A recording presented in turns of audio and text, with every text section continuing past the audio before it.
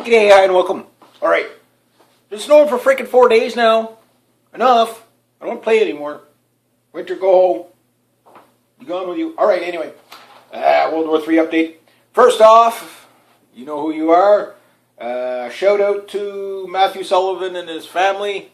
This guy's been, geez, I don't know how long he's been a subscriber. A good while, anyway. There you go. You got your shout out. Made you famous. He's also a YouTuber as well. So Matthew Sullivan. So there we go. Done and done. There we go. All right, so let's just jump into it. So Turkey going to man, I write this stuff down in the van when it's dark at night, and sometimes I have to. What did I write here? Oh yeah, they're trying to join the Shanghai Corporation, which, you know, Russia, China, the BRICS, Iran, India's kind of in it, and it's basically the equivalent of NATO and banking systems and all that stuff too.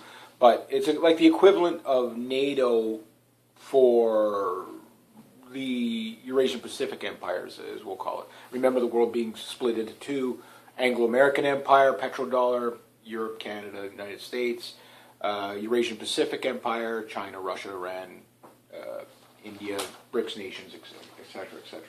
And these two are the two major empires on the world right now. So that's why you can't just look at it as one country. China's an empire and Russia's an empire. No, these are empires together. Right now, I think Russia and China are at the highest height of their relations in ever. They have the highest bond now, which, with what's going on in the world, you would understand why. U.S. dollars at a 13-year high. Again, a lot of people, and this is where I get mad with the alternative media. It's not so much that it discredits, but they're starting to do they're getting into their own confirmation bias, and they can't do that. They've done such a bang-up job this far. Don't say, oh look, the economy's recovering because Trump won. No, the economy's recovering because it's spun. The reason why the major economic collapse hasn't happened yet is because it's rigged. It was the same reason why Hillary Clinton was supposed to win, but somehow they couldn't rig it enough. So the dollar's at a 13-year high, and the reason why they're doing that, I think gold dropped below 1,200 or something like that. Yeah, little under 1,200. Because 50,000 gold contracts, paper contracts, what they call futures contracts. Again, I'm not a financial expert, so you can check this stuff out. But that got dumped, and they've been doing this since 2008. They've been dumping all these futures contracts, paper gold, on the market. And then what they do is when things are kind of going their way a little bit, they buy them all back again. So when they dump it on the market, it lowers the value of gold, silver, that type of thing, the precious metals. And then when they want to swing the market the other way, they buy them all back. So it's the same people. They're buying and selling their own stocks is what they're doing. Again, I'm not an expert on that, but that's the layman's person understanding of it is they're buying and selling. They're manipulating gold is what they're doing. They just found a loophole that they could do it. And that's why we don't have the economic collapse, right? But that said, Black Swan event, like Trump winning, is that a Black Swan event or set up on purpose? Maybe they let him win on purpose, told Hillary Clinton, yeah, you're going to win, you're going to win, you're going to win, but don't give it to Trump because we could blame him for the economic collapse. That said, who knows? Right now, there's an air conditioning company that Trump he's working on Ford big time. He's working on this air conditioning company to keep the jobs in the States instead of sending them to Mexico. That type of thing. So, this one, and this is kind of good news. According to Trump, he doesn't believe in a nuclear, and I mentioned this before, a nuclear first strike, but we're not sure. There's like 3 levels of government. You have your normal level of government. You have, the shadow government, and then you've got what's known as the deep state, right? So these 3 levels of government, they function differently, but the corrupt government obviously covers like all these FBI agents and the FBI. There's 16 intelligence agencies. 16 intelligence agencies in the States. I think we got one here, possibly two. Well, maybe three because the NSA is in Canada as well. It's just not as prominent. Again, it's just because we don't have the budget for it. Trudeau would be just as bad as Harper or worse when it comes to that stuff. but the end of the day, the deep state might still be. Obviously, the deep state is still pushing for war, and this is what lines up with the Rothschild Rockefeller banking. Henry Kissinger would be probably the head of the deep state, so to speak, if you were to put a face on it. So people who have those alignments. The problem is Henry Kissinger's too. There's people that we don't know what their names are yet that are doing this, right? Again, you got to wonder who Kissinger actually answers to. But a lot of guys like Paul Craig Roberts, Joe Skousen, and other analysts too. Even Steve Pachenik, like Kissinger's up there. He's not. He doesn't answer. He might answer to somebody, but not too many. That type of thing. So this guy's pretty much at the top. That's why these are such prominent figures. Why, if you take these people out of the system, it really, really. I mean, the chips will fall where they may. There will be chaos no matter which way we go. But you know what I'm saying. Yeah. So next to that, we have, the Caesar drill in Syria, 5732, is Protection Act. And this, I think, is, well, I shouldn't probably get into this right away. No, I'm going to come back to that, because this is the meat and potatoes of this update. So ISIS used chemical weapon attacks apparently 71 times in Syria so far. They're accused of that. I guess the UN delegates and stuff like that, and the Russian delegates that are trying to do the, again, coming from the Russian government. Maybe they are. I mean, this is a dirty war. No matter. Maybe Assad has been gassing people all along. You don't know. You really don't know. But I don't think it's Assad. Why? Because Assad had control of real chemical weapons. When I see people there going, "Oh my God, I got chlorine gassed. Oh my God, am I going to die? Oh my God." No, you'd be dead.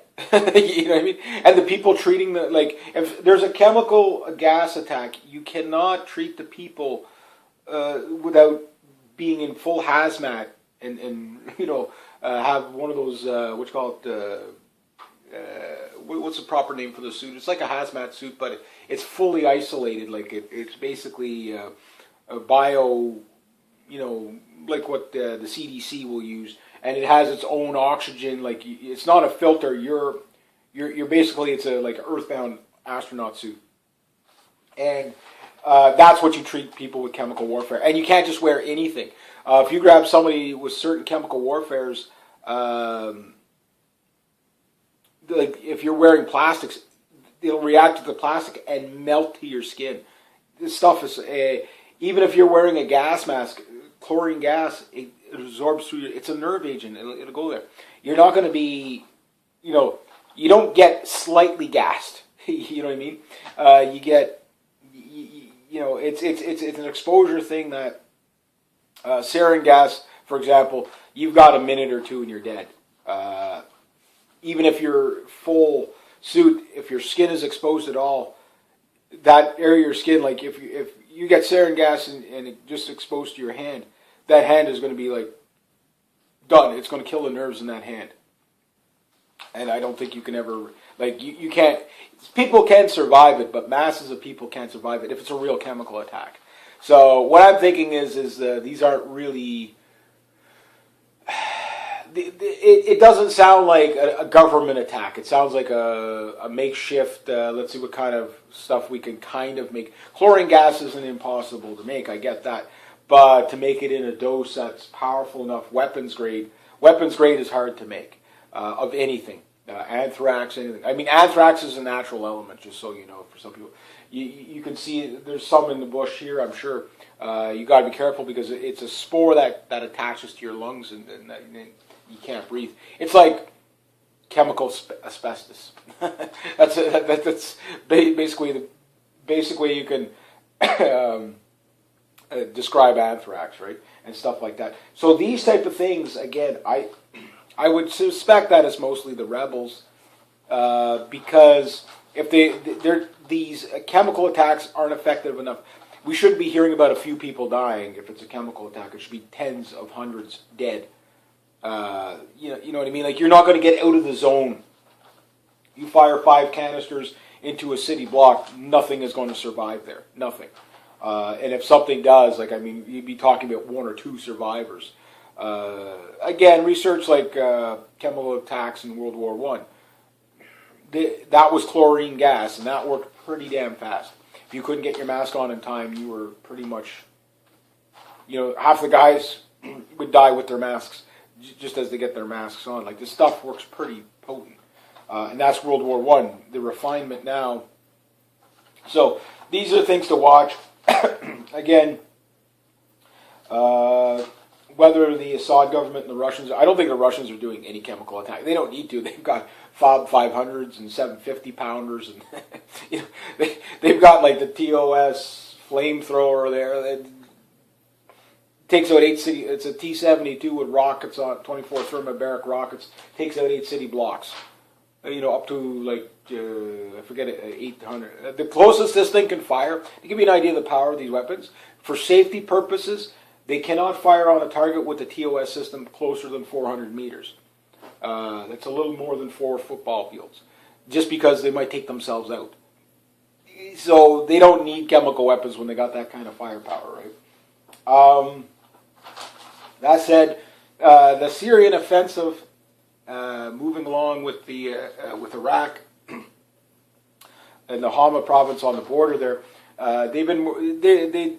South Front did a live footage coverage. They got it kind of looks very Mad Max-ish because it's not, it's kind of like hodgepodge military vehicles. You got some Humvees with some extra armor plating and stuff, just kind of strapped and bolted and welded to, like there's the homemade armored vehicles. I don't know if you've seen the homemade armored vehicles of Syria and Iraq, but they're quite interesting, that type of thing. But get the idea that it's a light armored brigade that's doing the fighting there, and they're surrounding and stuff like that. So we'll have to keep an eye on that. But anyway, Turkey apparently is setting up a second military base inside Syria. They've already got one. And yes, the Turks have been pretty much fighting the Kurds. They're not even really fighting the Syrians in Turkey. They're fighting the Kurds. I do believe the Kurds will eventually... Turkey's going to go down one way or another. I think Turkey's at the point where Saudi Arabia was maybe about a year and a half ago or so. I think Turkey's just at the beginning of that point where it's going to be destabilized from within. Now, I think what's going to save the Turks... And you see Turkey out there trying to play both sides a bit, but it does look like Turkey, Egypt, they're really moving toward, even Saudi Arabia to a point, but Saudi Arabia is not ready to do self-preservation yet. Saudi Arabia has no friends speaking, government speaking. If they don't do what the U.S. does, the U.S. might very well help Iran with the Houthis to completely overthrow Saudi Arabia. If the Saudis don't do what the Russians want, or the Chinese want, the Chinese will crash their market and take away their oil investments. But the Chinese, they just want the resources. They don't give a shit if you die or whatever, or who you're fighting. The Chinese are always covert. They play the sneaky game. The Chinese are very clever. It's amazing how under the radar the Chinese can actually stay. To give you an example, how they colonize without firing a shot. Just like what they're doing here in Canada is just moving people. And I'm not against Chinese people or anything like that, but it's the tactic is there. You've got Justin Trudeau basically doing what they call, it's like a pay for play. It's basically, he has dinner with these billionaire Chinese delegates who are linked. There goes this. looks like I'll be shoveling today, linked to the Communist Party of China, which again, we know his dad was, a Maoist supporter as well. So Justin Trudeau does have communistic leanings. He's more of a progressive than a communist, but he, cultural Marxist type. But you could see he's very, very, allowing the the housing. That's how the Chinese are doing. What they do is they use foreign investment to buy up factories and houses for overprice, to drive the prices up, move their people in. When they move their people, and most of the people that are going to be there, they're not going to be in it. The average Chinese person that comes to Canada is not going to know what the thing is. But the idea is to get the human trafficking, and right now the fentanyl problem in Canada is pretty much coming from China.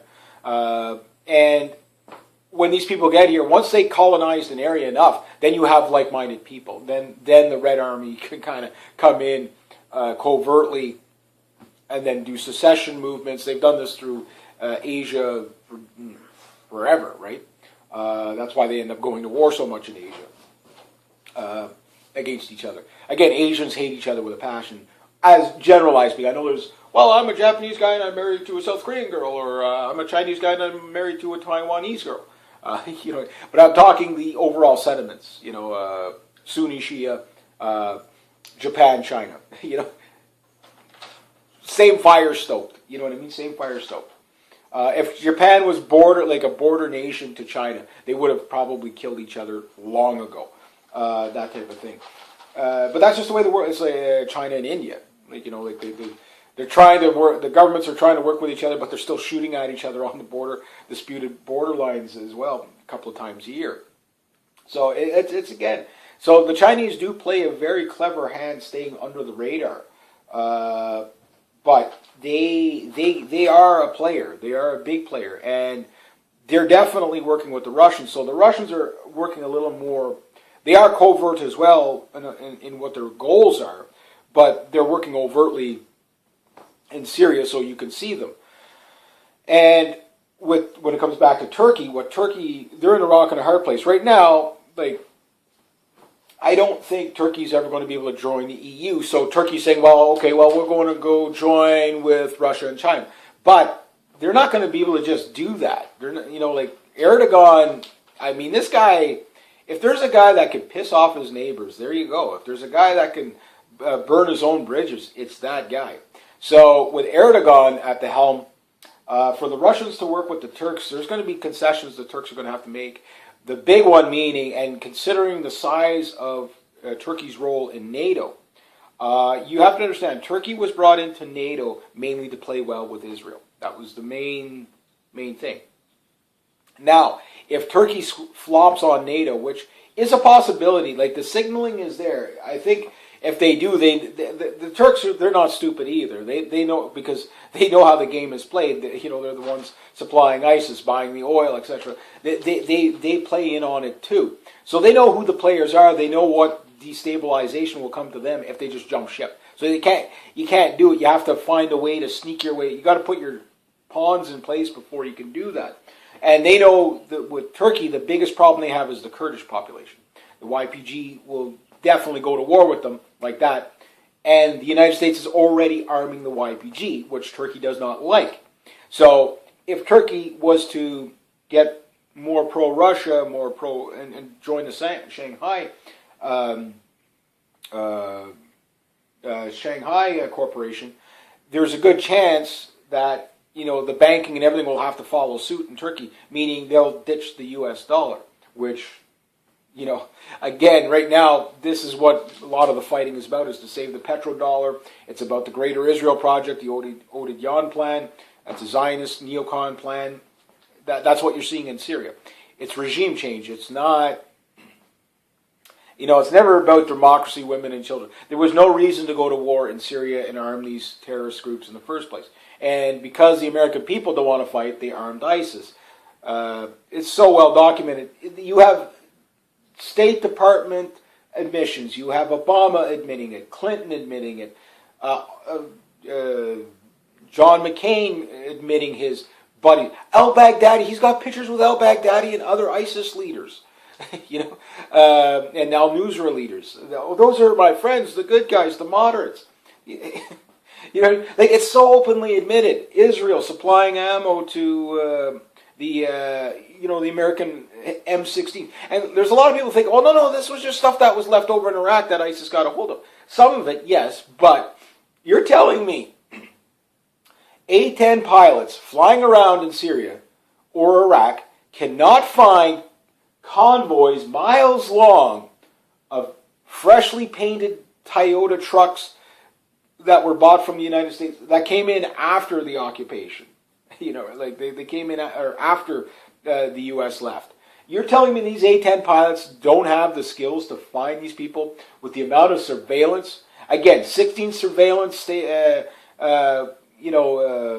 agencies in the States, and you're telling me they cannot find jihadis running around the desert with flags waving. They can't find these people? It's proxy army. I know it's hard to accept that your government does that. And I mean, I know my government to some degree is doing that too. I mean, our support in Ukraine means George Soros is pretty much running Canada right now. Just look at the bills coming in. Bill C-16. It's all coming in on the LGBTQ thing. That's why I pick on that so much. It's not because I actually give a shit about the lifestyles of the LGBTQ. I don't care about that. What I care about is the agendas. And Bill C-16 coming in Canada. It's a hate speech law. Like, again, these hate speech laws, they're not for gender parity or gender equality and all that stuff. It sounds great. That's what they use buzzwords to wrap up what the real goal is. The real goal is to silence dissent. It is now going to be illegal to disagree with somebody if you don't use the right pronoun. But who are they going to use that against? Well, I'll tell you who they're going to use it against. They're going to use it against media. They're going to use it against dissenting voices. Oh, this person is a hate speech because they said something anti-trans or something like that, and it offended the trans community. Okay, fine. But now you're going to give them a fine. When they don't pay the fine, you shut them down. And when you shut them down because they're hate speech, then you can throw people in jail. And then after that, after you're hauled away to the gulags, when the gulags get full, they just put people up against the wall and shoot them. That's how communism works all the time. You don't see it today. You see it 10 years down the road, 20 years down the road. And that's how these laws, like when you examine these laws are so overreaching, but they use the buzzwords. That's why the Agenda 2030, United Nations Agenda 2030, that's all you hear about in the Parliament right now. That's all they're talking about, that and the Trans-Pacific Trade Partnership. Now, mind you, there's a lot of people out there, such as Japan and Shinzo Abe is out there saying, well, without the United States, the Trans-Pacific Trade Partnership is kind of stupid. That was, the idea was to get the world to have access to that market. Now, the Trans-Pacific Trade Partnership, could global trade like that be good? Yes, it could. There's like $40 trillion or $4 gazillion, like $40 billion or whatever the trade market that would have brought in.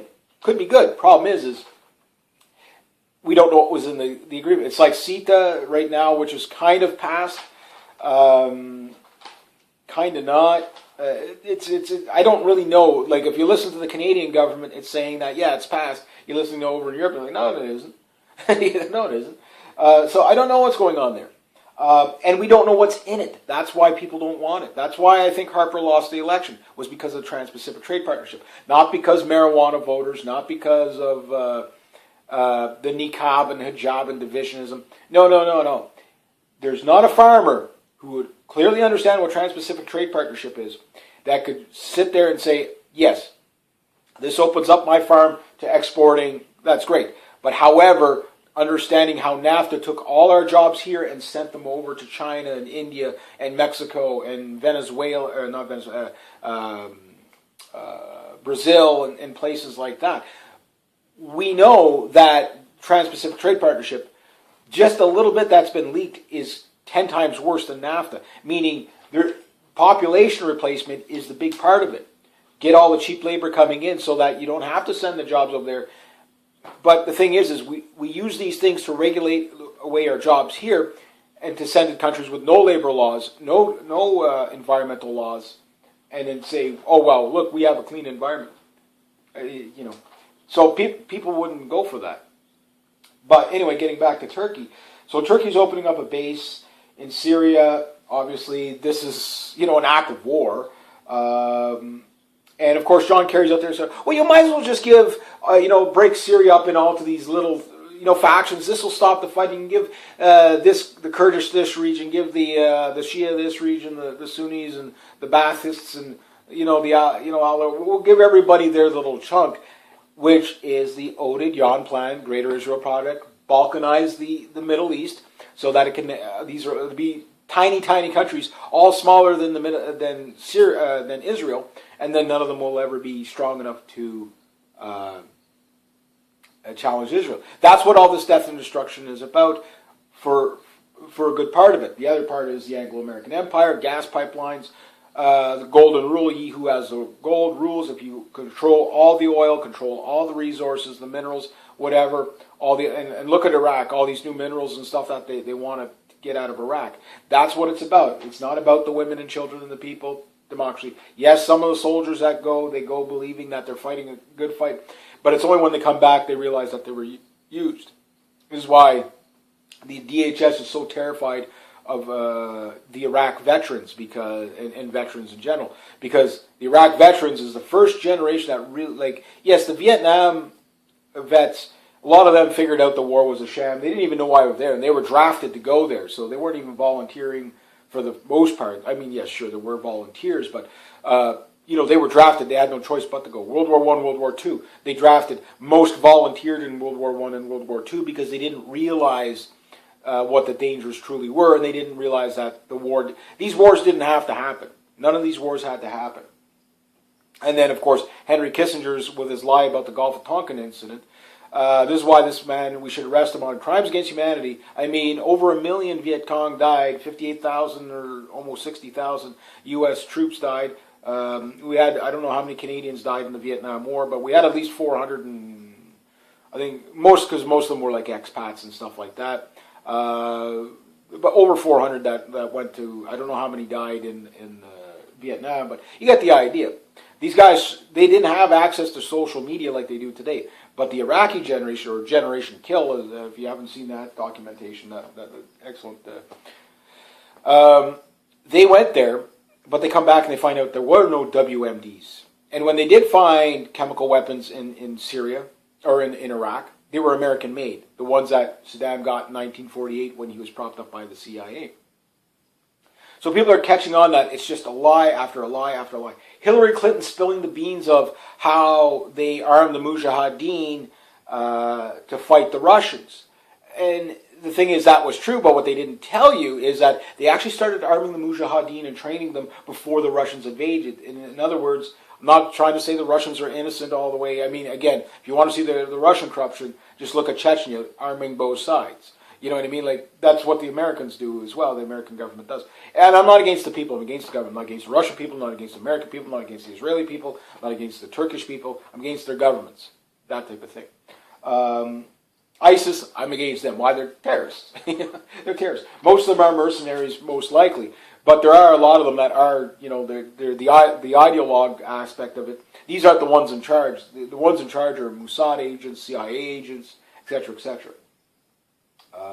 And again, ISIS is either the luckiest terrorist organization in history, just to have weapons just constantly falling into its lap, and just to happen to know where every UN food supply truck is coming in. You know what I mean? It's, yeah, and to get a 6-week warning before every airstrike. Geez, you can't even make this stuff up, I swear to God. Anyway, so France has one base in Syria. Why? I have no idea. The U.S. has two. I don't know, and I know Russia's building a couple there. They have the base of Tartus. Latakia, I think, is the second base. And I think they're building a third base or a fourth base. And they probably have a whole bunch of little caches all over the place. EU Army. Yeah, they basically... and you guys are going to laugh at this, but it's like Resolution 420. Just stop. Just stop it. I know. Just stop it. Anyway, so Yeah, so they figure it's going to cost about. Oh, sorry, not Resolution 420. They figured it was going to cost £420 sterling to run the EU army every year. So what they're saying is that it's not a done deal yet, but the EU is pretty much. It looks like they're going to ditch NATO. Now, the thing about the EU army is what they're proposing is to spend 2 to 3% of GDP, the same as NATO. But right now, most of the members, the 28 members of NATO, they're not spending, this is what Donald Trump is saying, spend your fair share. We can't cover it. So most aren't spending their fair share. Now, for Canada here, because again, we border the United States, we have NATO and NORAD. Now, Trump's stance on Canada, I think he's going to play hardball with us, but he's got to be careful too, because again, he can't just come at us the way he can go at Mexico, because if he does, and I don't think Trump has the intentions to do that, because again, if he plays hard on the trade, remember, 9 million Americans rely on Canada for their jobs. So, okay, well, you made it hard for trade, all of a sudden, okay, well, his own trade deals could backfire on him. Okay, well, we're going to make sure that you do this. Yeah, but all those people that, if you do that, all the people that we have hired for, in the States, you're going to force us to have to fire them. Like that. It's not going to be our fault. It's going to be your fault. And the other thing is remember, if they play too hard a ball, then you could see a high rake in hydro prices in the eastern seaboard, like beyond belief, to make up the deficits of trade. So the gas, the natural gas, again, we're dependent on each other. We can't have a trade war without hurting each other. That's the type of thing. We could have trade wars and benefit ourselves, say, from China, because it doesn't mean it wouldn't hurt at all, because they make all the cheap stuff, and then again, you cut off that supply of cheap stuff. Then all of a sudden you have no products in the stores, right?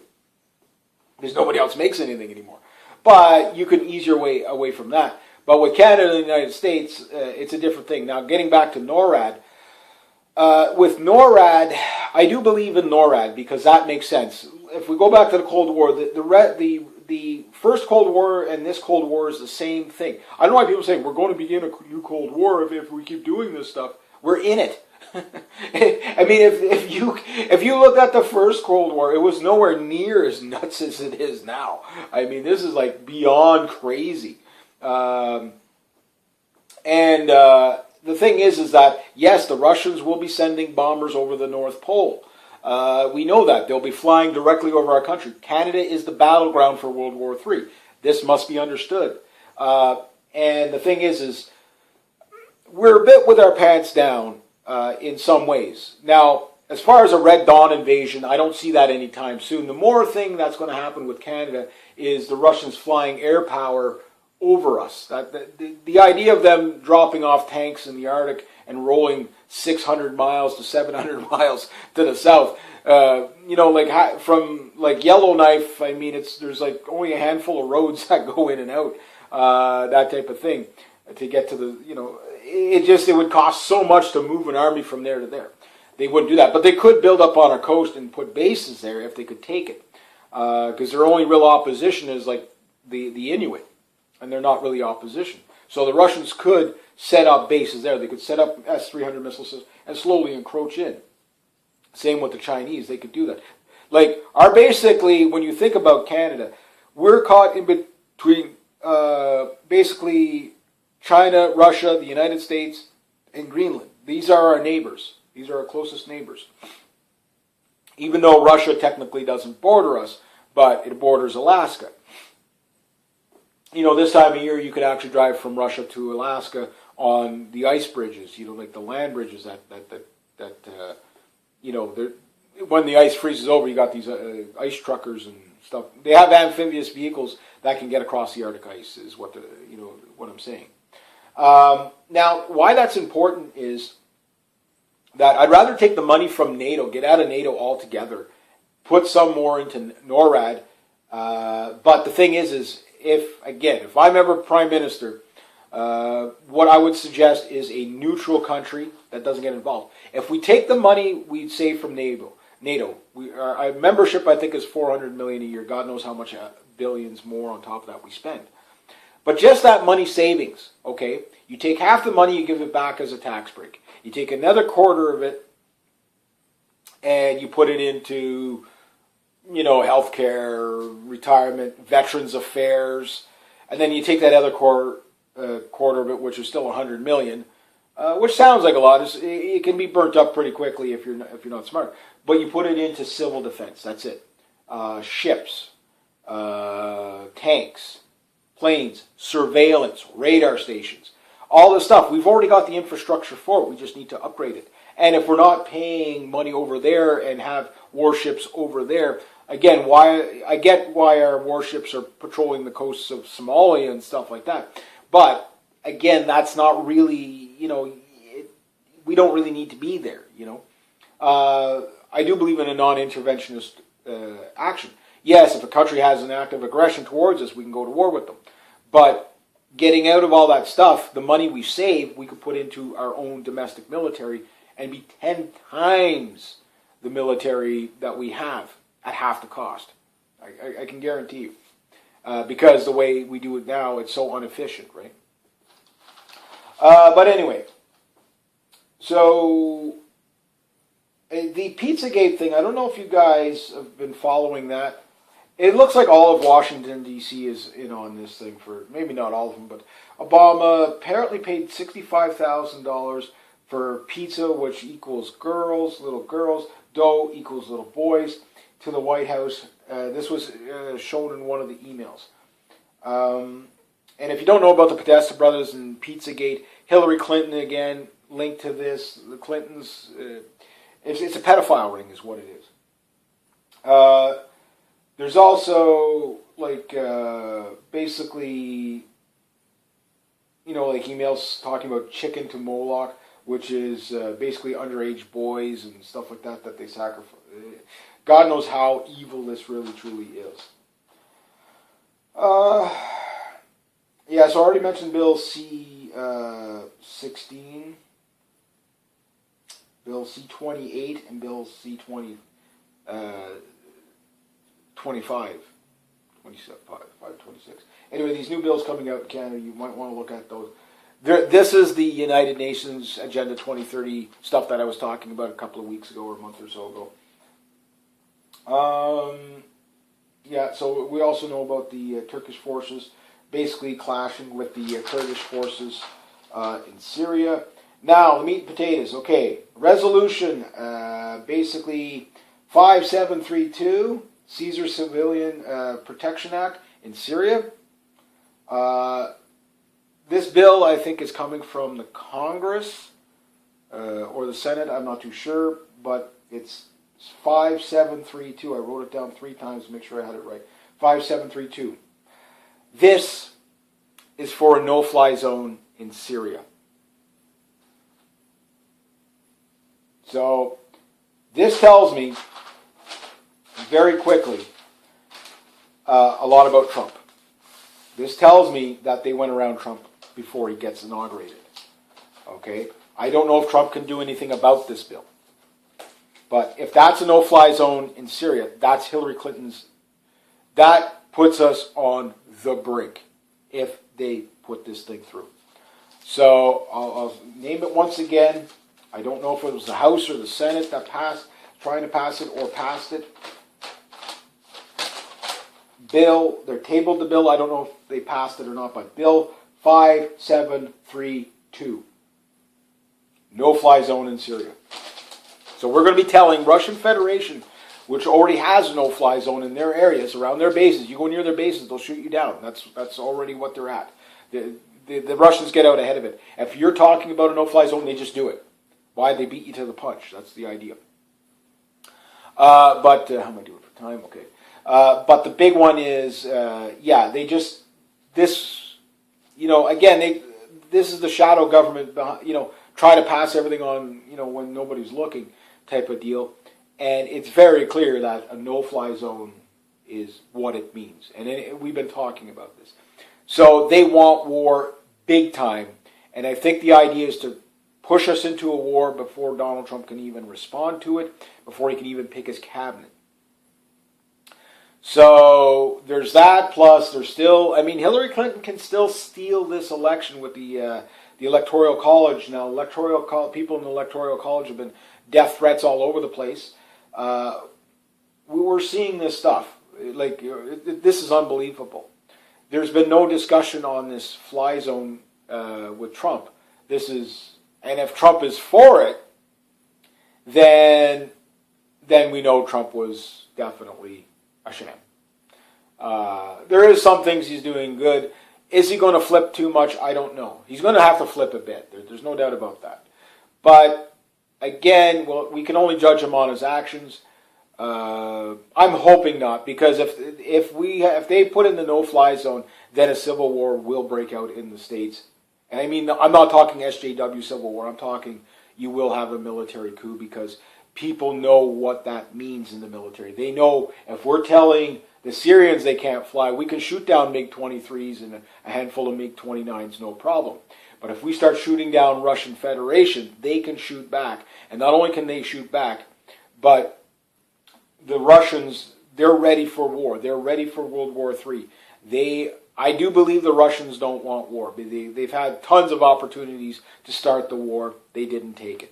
So I think they don't want war. I'm not saying the Russians will win the war, but there's and I get comments from time to time, and I don't think people understand what I'm talking about here when they say stupid things like this. And I'm not calling you stupid, but I want you to think about what you're saying. Oh, well, our technology is superior, so we could take them. At what cost? Let's say the United States wins the war. What, is there going to be 5 or 10 people left on the planet? Think about what you're saying. A war with Russia.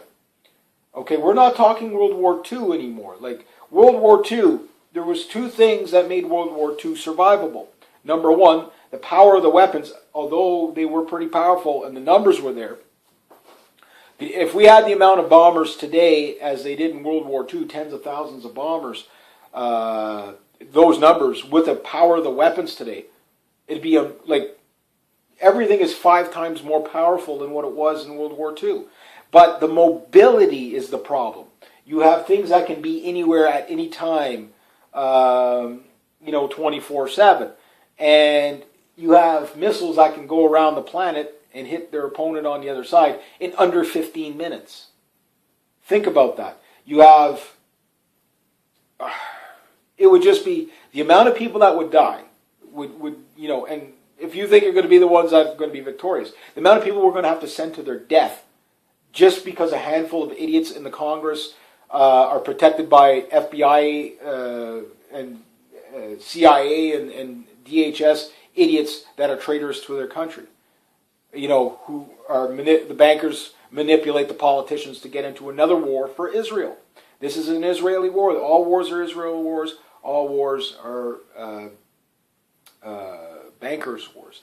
And when you look at who's in bed with who, again, you're going to come to that conclusion. It's not, I hate this group, so I'm going to say that. No, I mean, follow the money, you figure it out. The bankers, the Greater Israel Project, that type of stuff. Israel likes to start the wars and get other people to fight them for it. That's what they've been. That's their main strategy. The Samson option. Look at that.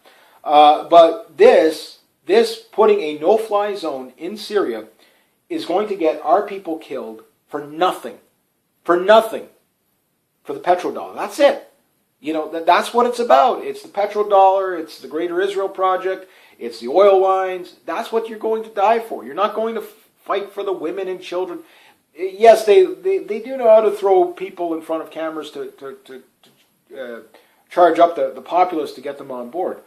But if you understand that it's all a sham and that it was orchestrated in the first place, we should be going after... The real enemy is the people who signed this bill.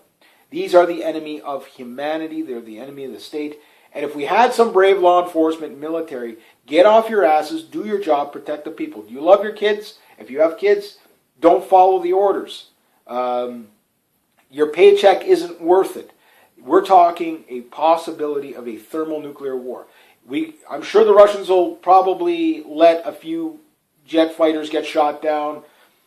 I'm sure they'll shoot down the Syrian fighter jets first, but you have to understand, for every one Russian fighter jet you shoot down, they will shoot down 20, 30, 40 of yours.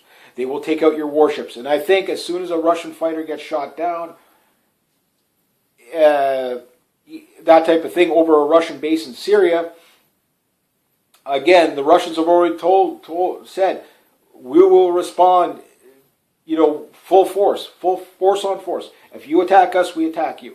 So the escalation can be and Russia and China both have the same doctrine. If they think they're going to lose the war, they launch. The missile systems they're not in play yet. So they might pass this resolution today and say, okay, we'll pass it today, we'll let the people riled up, and then in 2 years we'll actually enforce it. That type of thing. They could be doing something like that. Why? It's a tactical move. It gets people's eye off of it. And then you just spring it on the people. But no, this is one we can't let go. This is the death of humanity to a great degree if we allow this to go. And the people just following orders. Anybody that thinks a no-fly zone in Syria is a good idea, this war is a scam, it's a sham, we shouldn't be there, we should pull out of there. Yes, isolate the Middle East so that we can let the tribal line, there's going to be bloodshed no matter which way we go, but let the tribal lines reestablish themselves in the Middle East and they'll stop fighting. Stop arming them.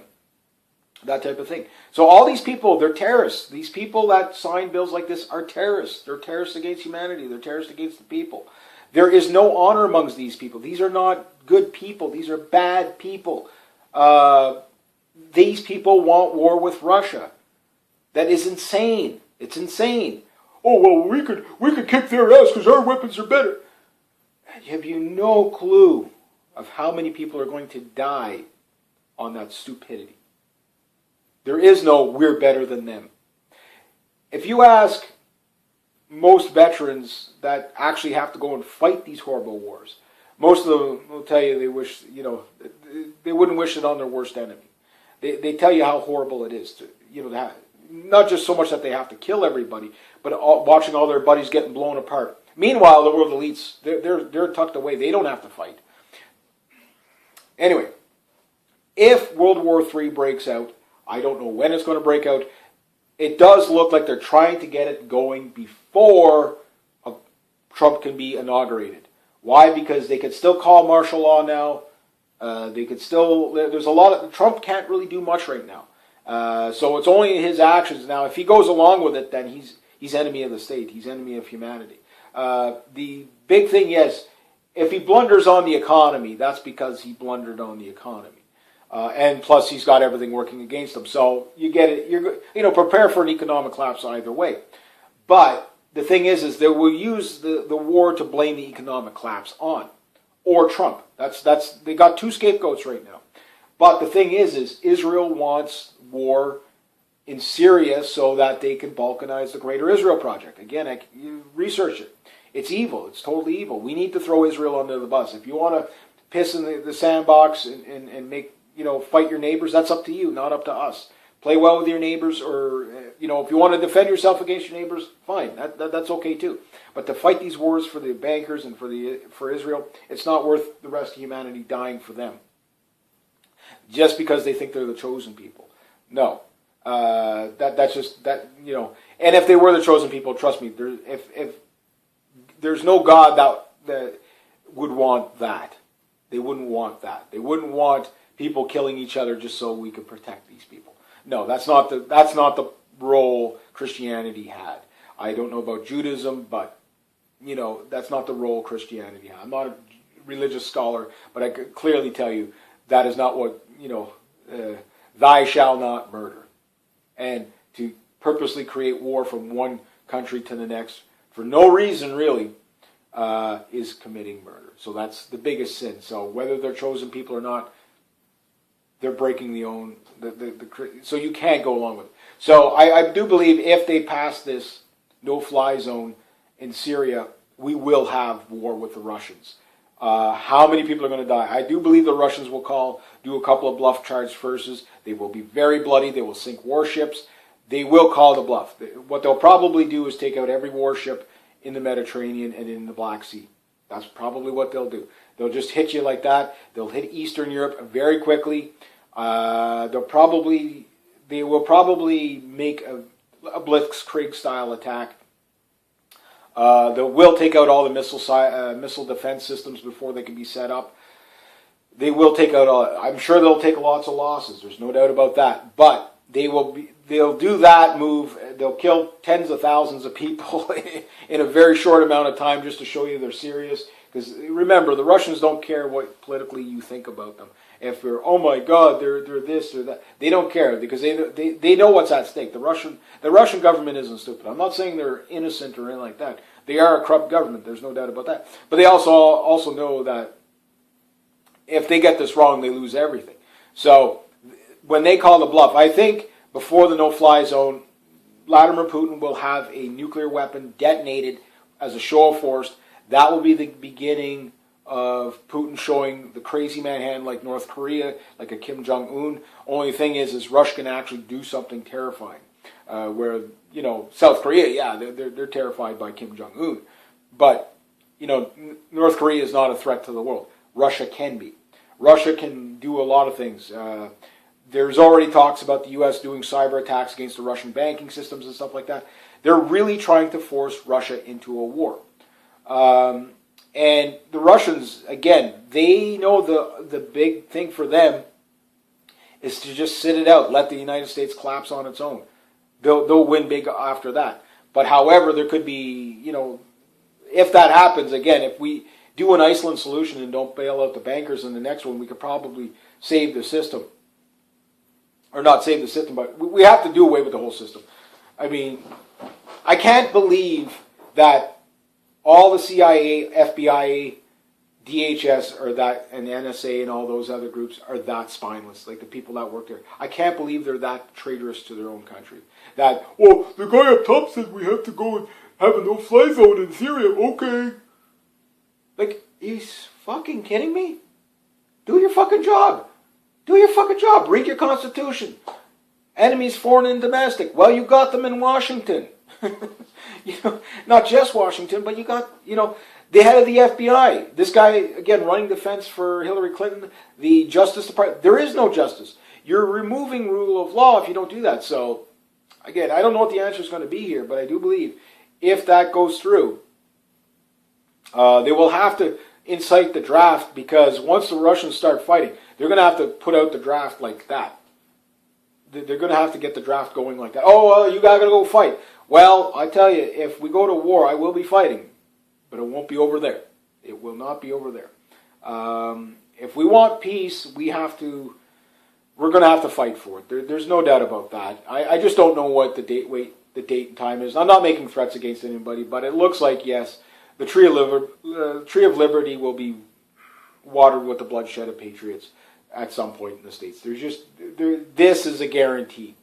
No-fly zone in Syria has so many implications, foreign, abroad, and domestically, that it will lead to a military coup in the States. It'll be a bizarre military coup, and the thing is this will definitely charge up the second wave hellhounds. Watch for world elites, particularly around the inauguration time, getting knocked off, but also to watch for the third wave hellhounds is a full military coup in the States. I think, the Donald Trump election was the last stage before violence. That's the last stage before the violence. And if they're going to double down, which you have to understand, this also shows that Trump might be the real deal, because if they're trying to double down this fast, these are acts of desperation. If you understand what a no-fly zone means, you're not going to negotiate with the Russians in Syria. They are not going to let you fly where you want and attack the Syrian government. They've already said they are going to defend the Syrian government. The Russians, trust me, Turkey shot it down. The Russians got even with the Turks in more ways than you know. Look what's happened to their economy since they shot down the Russian fighter. The Russians aren't stupid either. You can't bait them real easy. You could probably shoot down 10 Russian jets. They won't respond right away. They're going to do something else dirty.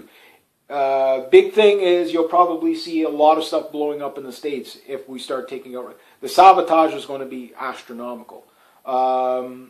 nuclear power plants. That's what the Russians are going to do. They'll get back that way. Why? Because then they can't get lured into a war. Again, they'll hurt the economy. They're going to do stuff like that. And the thing is before you get we're going to get back at them if they do this, do that. The other thing is we are in that position because it's been manufactured by a Syrian no-fly zone. There is no reason to have a Syrian no-fly zone. ISIS does not have aircraft. They don't have, and they say, oh yeah, but it's to protect all these hospitals that Assad and the Russians are bombing. The coalition forces, again, show the proof. Show the proof. Maybe you're right. I wouldn't doubt if the Russians aren't killing a lot of innocent civilians too. You can't do those kind of air campaigns without it. But that said, how many hospitals have been confirmed by the U.S. being hit? Quite a few, hitting the hospitals in Syria. I mean, that type of thing. But the thing is this war wouldn't be happening had it not been for the Greater Israel Project, the Rothschild Rockefeller banking, and et cetera, George Soros, Zbigniew Brzezinski, Henry Kissinger, Clintons, Bushes, Obamas, Blairs. You get the idea. So anyway, this, I think, it just maddens the hell out of me because where are the brave law enforcement military? Are they all cowards? Really? Are they all that coward? I got to keep my job. Well, those two people are too big to put into jail. The FBI, okay, there were some rumblings because they didn't put Hillary Clinton in jail. Well, if you're an agent, you've got access to information. Get it done. Oh, yeah, but the director said no. Well, maybe you might need to investigate your director. Oh, yeah, but I'll lose my job. Numbers, strength in numbers. You get enough people against them. Again, get the job done.